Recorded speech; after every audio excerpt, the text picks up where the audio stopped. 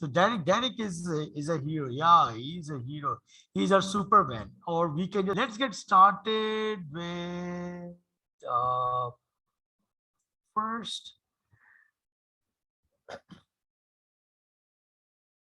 Okay, before going towards the lab, let's start with a quick theory and let's get started because it's not that like I just want I could jump towards the lab. Let's go to your reading material because I really want you everyone 90% what happened with our students over here or in not only in these boot camps but normally like you skip reading, you started to directly start on the day task like let's do the homework first. So it's better like we can just go through the theory so you don't have to go towards the theory again like you are that what my job is that I will help you with that, like finish up the theory. Plus, then we can the second step is let's go for the lab.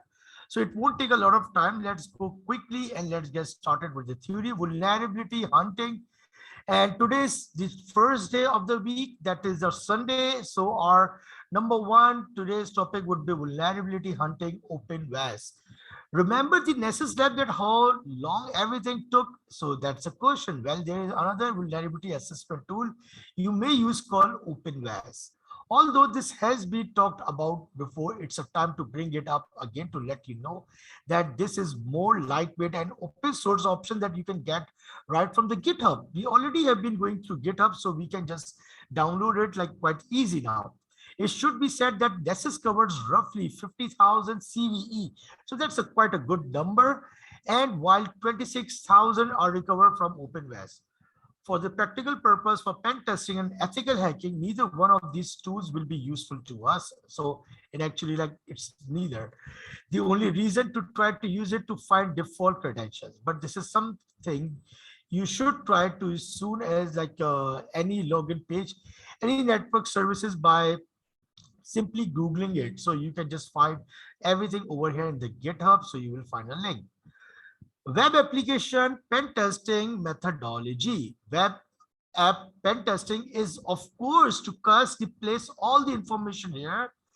As a result, we are just going to tell you some specific tools. So that's our job, that's my job, that's direct job, or that's the instructor job over here in our cohorts to tell you, guide you more regarding some tools and how to find the information. So guide your way towards the web app. So like how we can just go for the biggest achievement of 2020 century, that is Google. So how you can go for good google.com. So you can just find good tools over there. We are not talking about paid tools. We are talking about open source free tools.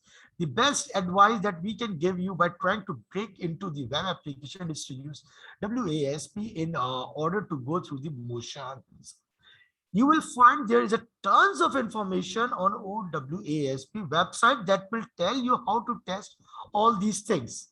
As for the vulnerability, if the vulnerability, the next thing that you have to do is exploit, of course. So first, as we already know, like first we need to exploit first. Before exploitation, we need to find something vulnerability, something is open, any service is open. Like for today, any service for 44848 is open, any port number is open, so we can find some vulnerability.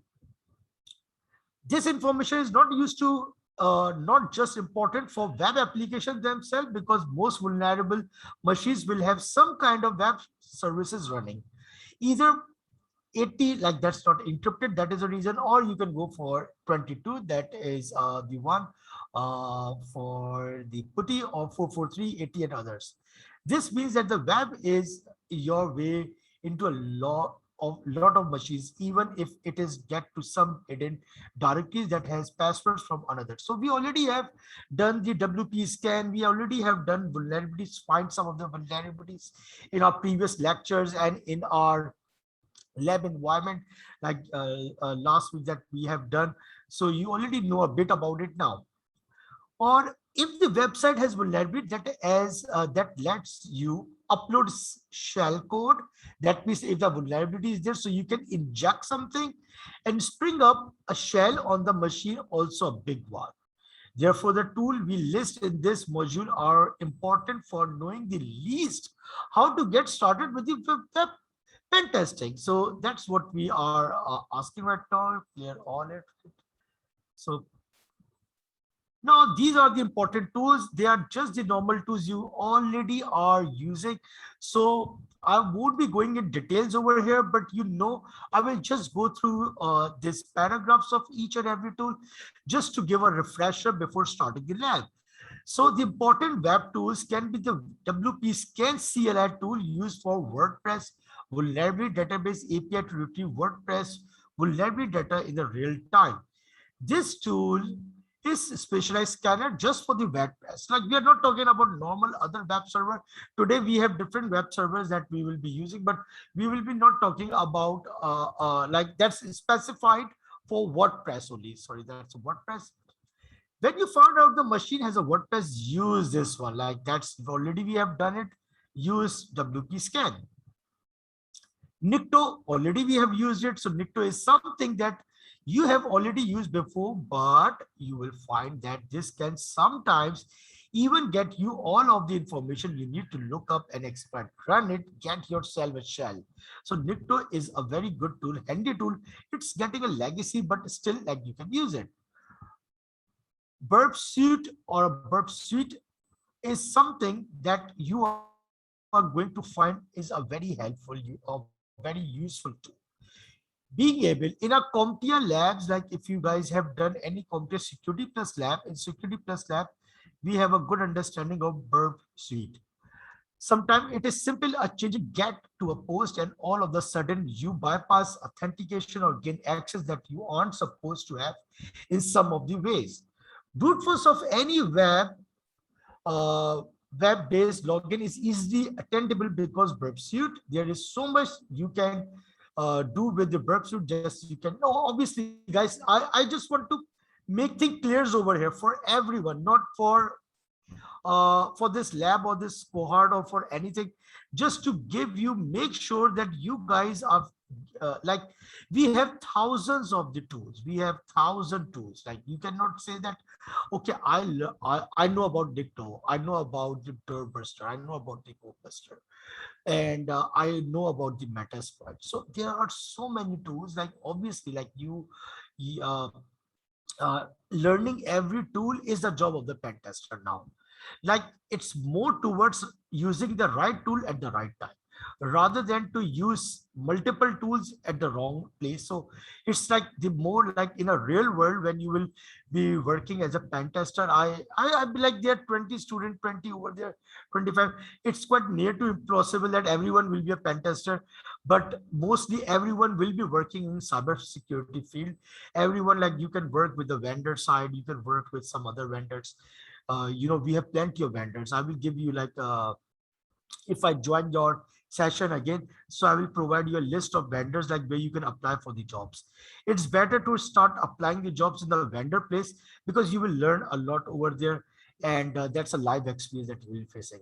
Other part is pen testing. If you go directly towards pen testing world, so there are not a lot of number of the jobs are there, but that's the real job. Like, that's like, you need to remember all the tools all the time and you start working on the tools.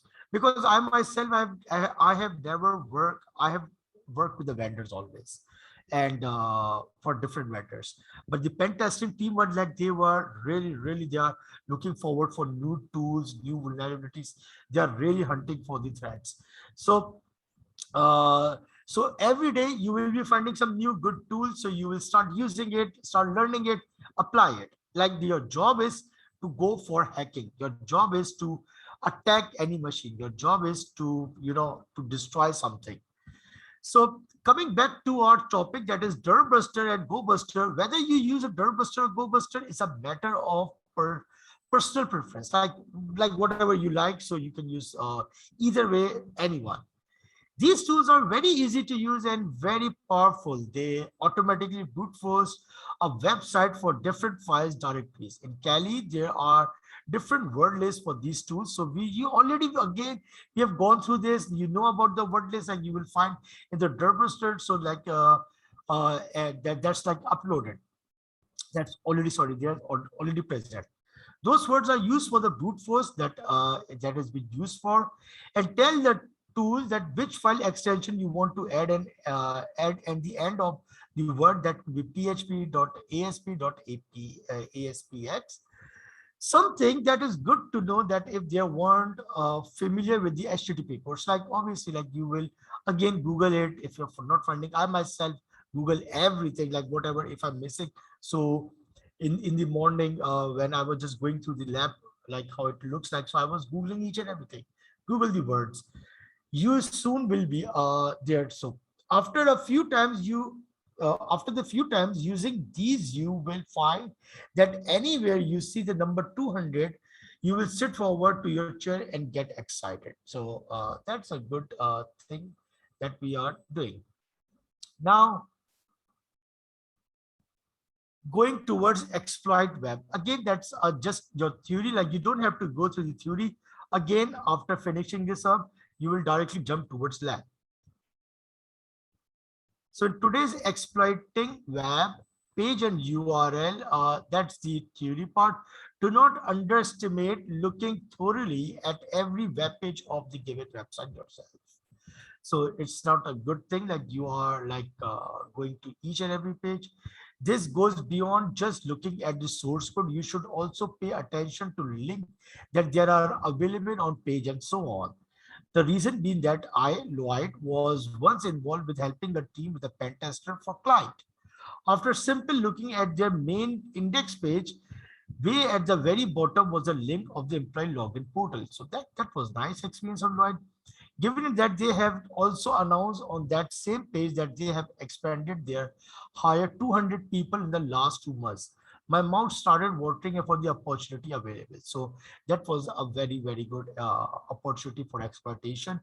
I quickly crafted an SE email for the new employee to change their password. The pen tester cloned that login portal, and boom, we had almost 200 credentials for the employees within a day. So that was a good practice. This can be simple. This can be simple as looking at a website for just using Burp to examine the request and response that what the URL are there. So uh, that was the Lloyd's personal experience. This is like just a 2 minutes video of Lloyd. You can watch it. Apart from that, let's have just finish this up.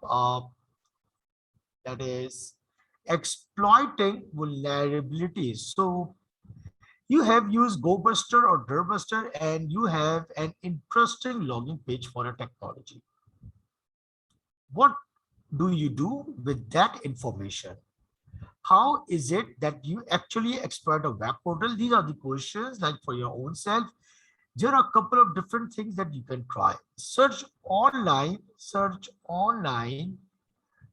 default credential for the services. Like if you guys have worked on the real projects, normally we normally buy the passwords. Anyone over here knows how to buy the database of the passwords? Anyone can tell me? Come on, smart guys, everyone, wake up. Anyone has anything where we can buy the password credentials? From where?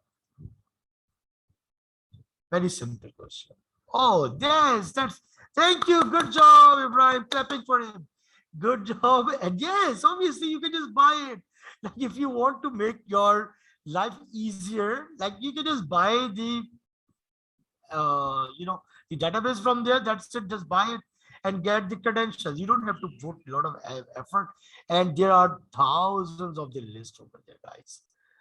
When doing one, use Burp to intercept response so that if all fails, you can use the intruder for brute force. Like if things are not working, just go for the brute force attack. Use Metaspread for that. Use Cain and Abel if you guys have used that. We have different multiple tools for the brute force attack.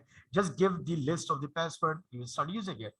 For XSS attack, you can simply go online to see some useful code to put inside of an input field. That's input field.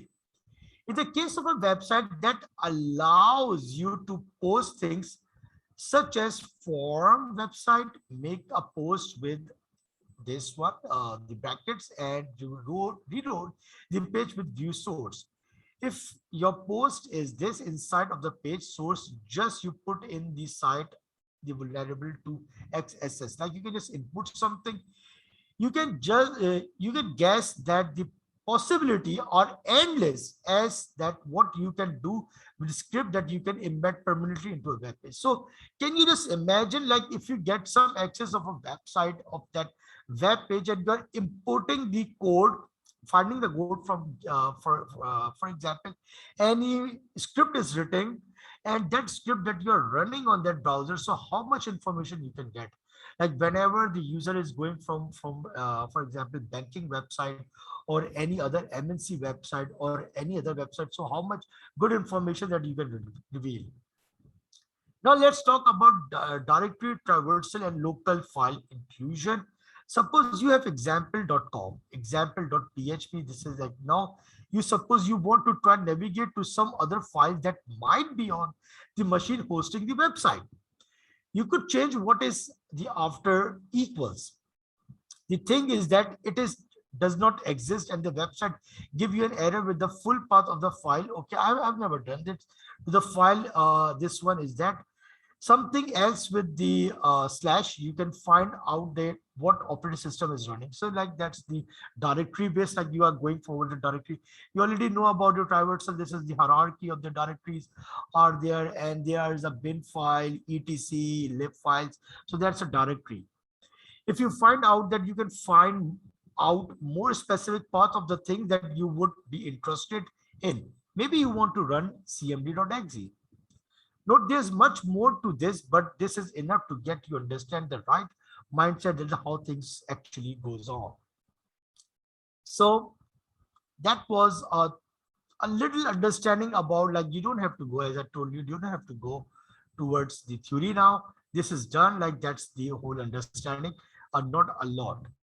So guys, any questions so far? Clear? Let's get started then. If everyone is clear, then we can start it. Clear? Clear. Everyone who is sleeping, wake up, put water on your face. Clear. Thumbs up. Thumbs up. Yes, please. Thumbs up, clapping, thumbs up. Anyone, whatever, please wake up. Clear. Thank you. Thank you very much. Need examples. Yes, definitely. Examples of what? Actually, like examples of this example of the lecture you want? Yeah, I am. Or example of the labs, like, okay, let's have a let's again example.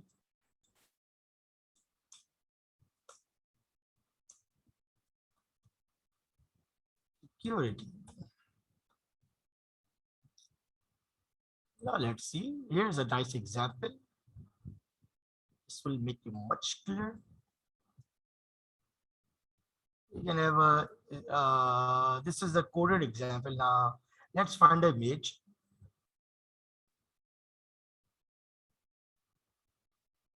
Okay.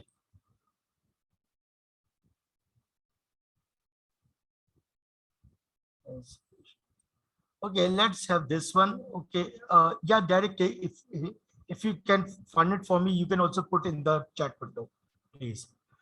Okay, this is the XSS example. That's a scripting attack. Like normally, what happened? Like that's over here. Or let me just show you one of the.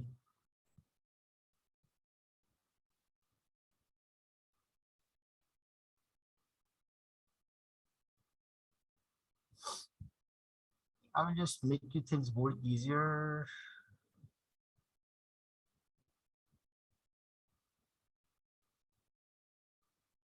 There's a very nice diagram that I will just show you. It will make you much easier.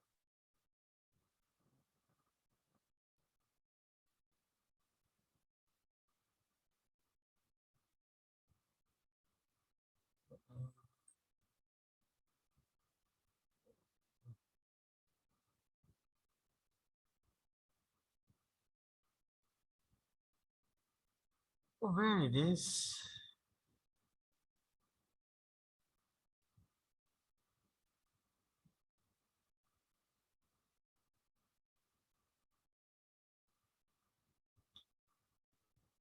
Uh, uh, uh.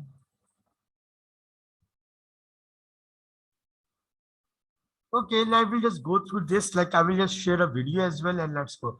Okay, what is cross-site scripting over here? Exploit the fact that the browser is likely to trust script and appear to want to the script user as chosen to visit. XSX inserts a malicious script that appears to be the part of the trusted site and a non-persistent type of XSS attack. So you're trusting the website, but actually you are trying to put something. The attacker identify an input validation vulnerability in a trusted site. First step, what you need to do? First, put something in a vulnerability website. Then the attacker craft a URL to perform a code injection against a trusted site. So now the attacker will use that code injection and try to get something from the trusted site. This could be a coded link from the attacker sites to trust the link site or link in an email message. When a user click the link, the trusted site returns a page containing a malicious code. Like this is the key point. As a browser is likely to configure to allow a site to run a script, the malicious code will execute. Now, the malicious code could be used to deface the trusted site by adding any sort of arbitrary HTML code. So now this is important. Like it can be like the HTML code. Steal the data from the user's cookie. Like this is the thing. Try to intercept information, enter into a form, perform a request forgery attack, or try to install a malware. Now you have an open path over here because you have imported something in the website and that code is already running. Now you have an open path, just like a backdoor that is now open. Now you can just play a forgery attack.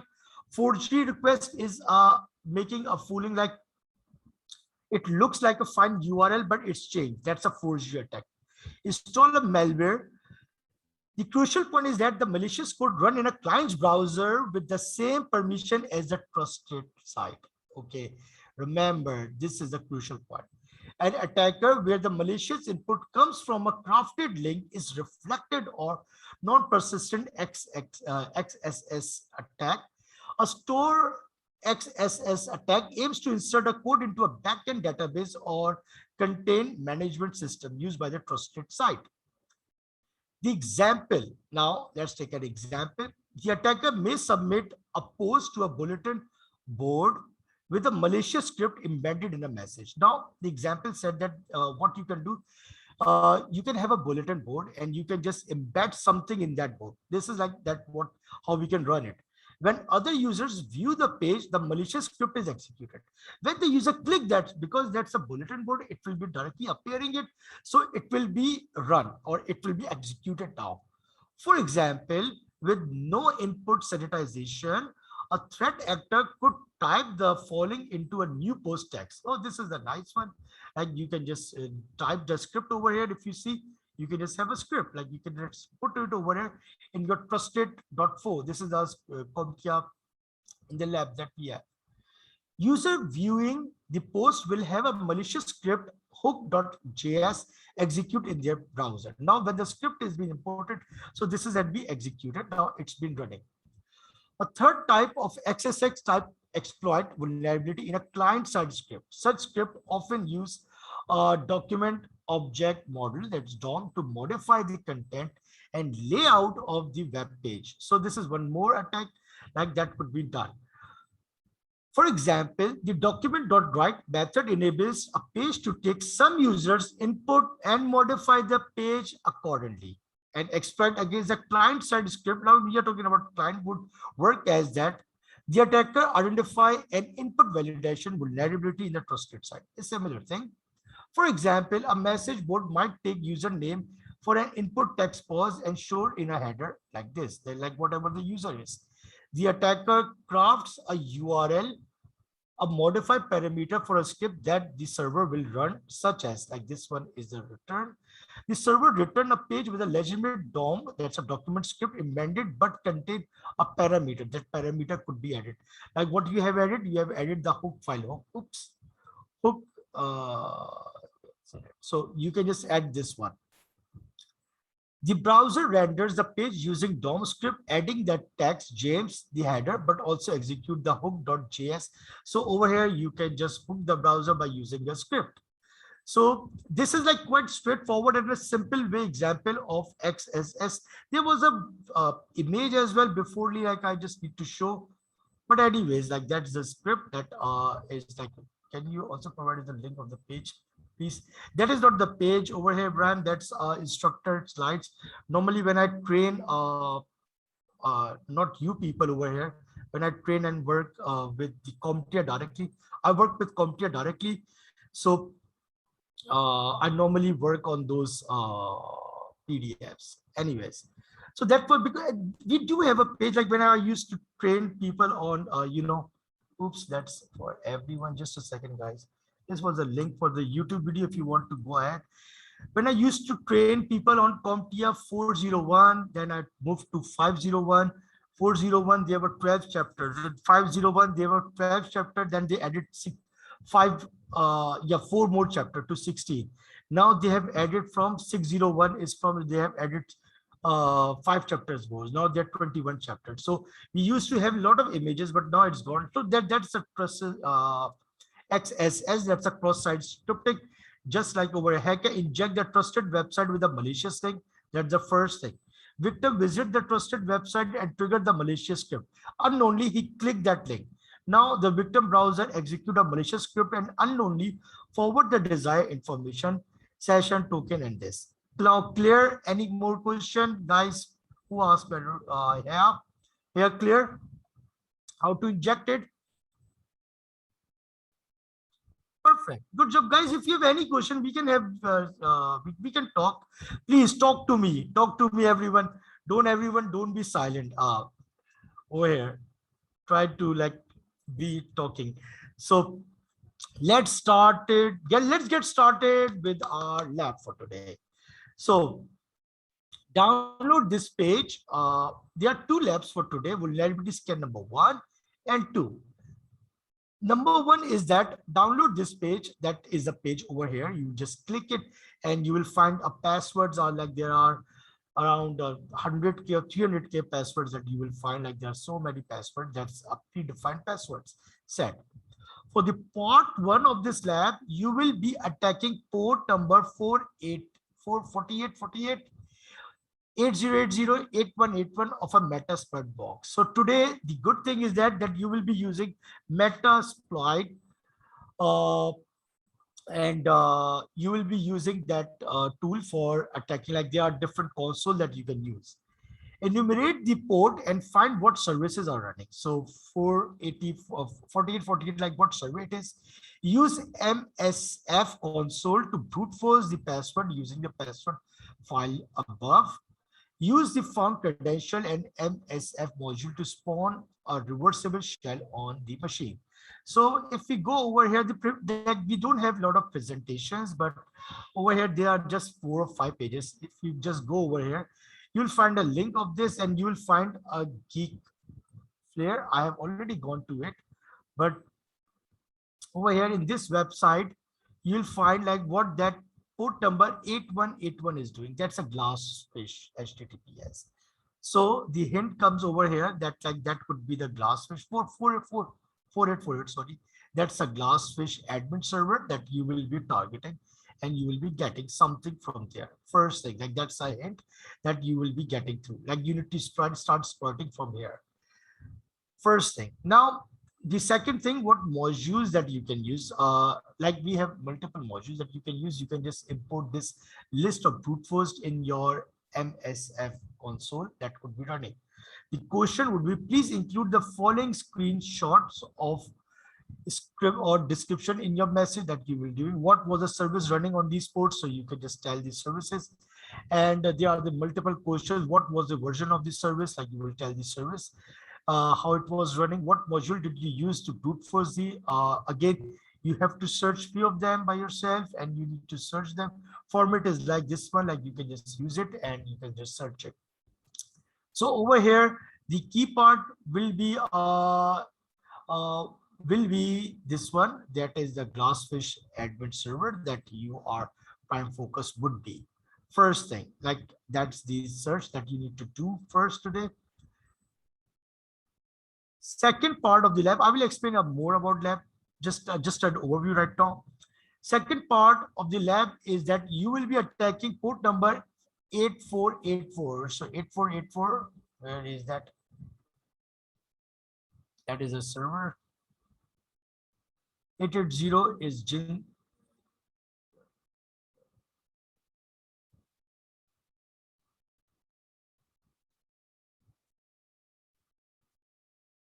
Oh, we don't have over here. That's bad. Okay, for this you will be attacking a port number 8484. So that's basically a hint over here. That is a server that you will be attacking. That is a Genesis server that you will be attacking over here, and you are be finding like what are the ports running at. That's an open port actually. It's a not a filtered one, so you will be finding that.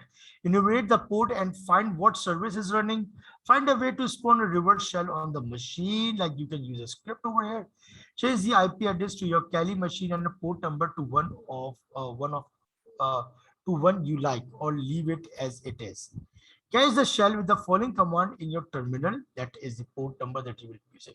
Because myself, I haven't completed the lab, so I will be doing the lab with you as well for today. At least normally in cohort E, I do the lab in front of the students, and because like what I'm facing, if I'm facing a trouble, I will ask them, they will ask me. So that's a mutual understanding. So normally that is we normally work, guys. And so far any questions, so we can just discuss more about it.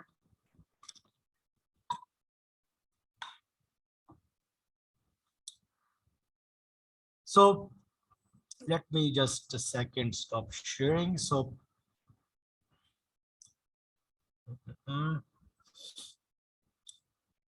so first thing, like what we can do in this lab, like how we can start the lab. And first thing for the first lab would be Glassfish is our should be our focus. That is a port that is video. First, we can use Nmap for the scanning purpose. We can just use the tool. We can find like which port is open, port number 8080 is open, and what that port is doing. So you can directly go for the local host, call in 8080. You can just check like how it is working, the website is working. Then you can go for the the MSF console, and you can just search for the Glassfish. Now you need to import the passwords, and you need to make sure that you are attacking the brute force attack. So that's actually there's a module that you need to run for that. You need to go for the R hosts and you need to run a module for that. So that's the only that I can help you with that. That's like how you can just go and start doing the lab. So if you are running like any question, guys, anything, because I'm not sure like how much Lloyd encouraged you, like how much he explained you the lab. So Derek, should I explain more? because Well, because normally in cohort E, I explain a lab a lot more in detail. But oh yes, that's Windows. excuse me. Yes. Sorry, I'm Yeah. sorry to interrupt. No, no, please. Yeah, so the previous time when you were giving us lectures, Mhm. so we don't know where's the recording and your YouTube channel, so to check them, to check all your videos. Oh, So that's in the low. Then the over here, the first thing that you need to remember is the host. That should be our host should be your targeted that our host that you will be using, that our posts, like whatever you find, just leave them open because of the SSL. SSL should be true over here. That's again a trick. Note down these things. So I think that that's quite enough. Like that will be like if I started to move ahead, so everything would be there. So let's change the position now. Let's change position. Let's change. I'm the student now. So we have how many? 24 people sitting in this class. So let's change something. What you will do in the lab? Let's change something. Anyone over here who can help me? I'm a student right now in the lab. What is the plan? Venomous group is one of the best I remember over here. Who will help me? Anyone? And smart guys, smart girls, come on. What is the plan? for the lab part number 1? Anyone? Come on, guys. Yeah, thanks, yeah.